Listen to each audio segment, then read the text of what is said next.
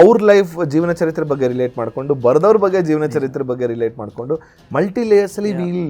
And ಅದೇ ನೋಡಿ ಜನ ನೀವು ಕೇಳಿದ್ರಿ ಅದನ್ನು ಹೇಗೆ ಯು ಪ್ಲ್ಯಾನ್ ಯುವರ್ ರಿಸರ್ಚ್ ಅಂತೆಲ್ಲ.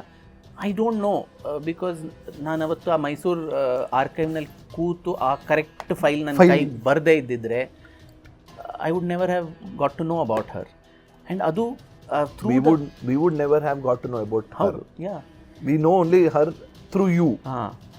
So after that, including the journey of the research, like for example ನಾನು ಕಲ್ಕತ್ತಾಗೆ ಹೋಗಿದ್ದೆ. ಅಲ್ಲಿ I knew that this lady ತುಂಬ ಕೇಸಸ್ ಎಲ್ಲ ಏನೇನೋ ಇತ್ತು ಅಂತ ಯಾವುದೋ ಒಂದು ಮ್ಯಾಗ್ಝೀನಲ್ಲಿ ಏನೋ ಬರೆದಿತ್ತು. ಸೊ ಕಲ್ಕತ್ತಾ ಹೈಕೋರ್ಟ್ಗೆ ಹೋಗಿ ಅಲ್ಲಿನ ಆರ್ಕೈವ್ಸ್ನಲ್ಲಿ ಅದರದ್ದು ಏನಾದರೂ ದಾಖಲೆ ಇದೆಯಾ ಅಂತ ಎಷ್ಟೊಂದು ಆಲ್ಮೋಸ್ಟ್ 1 ತಿಂಗಳು ಕಲ್ಕತ್ತಾನಲ್ಲಿ ಸ್ಪೆಂಡ್ ಮಾಡಿದೆ.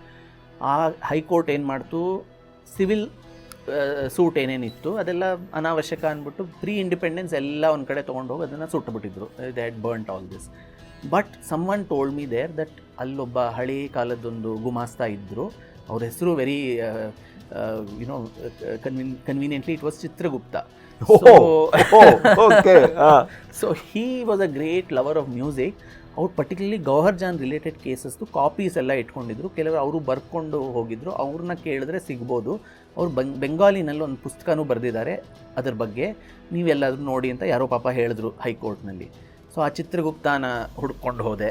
ಆ ಚಿತ್ರಗುಪ್ತ ಪಬ್ಲಿಷರ್ಗೆ ಹೋಗಿ ಅಲ್ಲಿ ಕೇಳಿದ್ರೆ ಎಲ್ಲೆಲ್ಲೋ ಕೊಟ್ಟರು, ಆ ಮನೆ ಅಲ್ಲಿ ಬಿಟ್ಟು ಹೋಗಿದ್ರು, ಇನ್ನೆಲ್ಲೋ ಬೇರೆ ಎಲ್ಲೋ ಹೋದರೆ ಅಷ್ಟೊತ್ತಿಗೆ ಪಾಪ ಅವರು ಸತ್ತೋಗಿದ್ರು. ಅವ್ರ ಹೆಂಡತಿ ಅವ್ರು ಆಲ್ಮೋಸ್ಟ್ 80 ವರ್ಷದ್ದು. ಒಂದು ವಾರ ಐ ಥಿಂಕ್ ಅವ್ರ ಮನೆಗೆ ಹೋಗಿ ನಾನು ಆ ಪೇಪರ್ಸ್ ನನಗೆ ಕೊಡಿ, ಅವ್ರು ಯಾರಿದು, who is this fellow coming from Bangalore, ಭಾಷೆನೂ ಗೊತ್ತಿಲ್ಲ. She literally used to abuse me and send me out. So this is all in the making of a film, sir. Literally, like you are doing an investigation journalism ಅಂತ ಹೇಳ್ತಾರಲ್ಲ, ಅದೇ ರೀತಿ ಹುಡ್ಕೊಂಡು one after the other.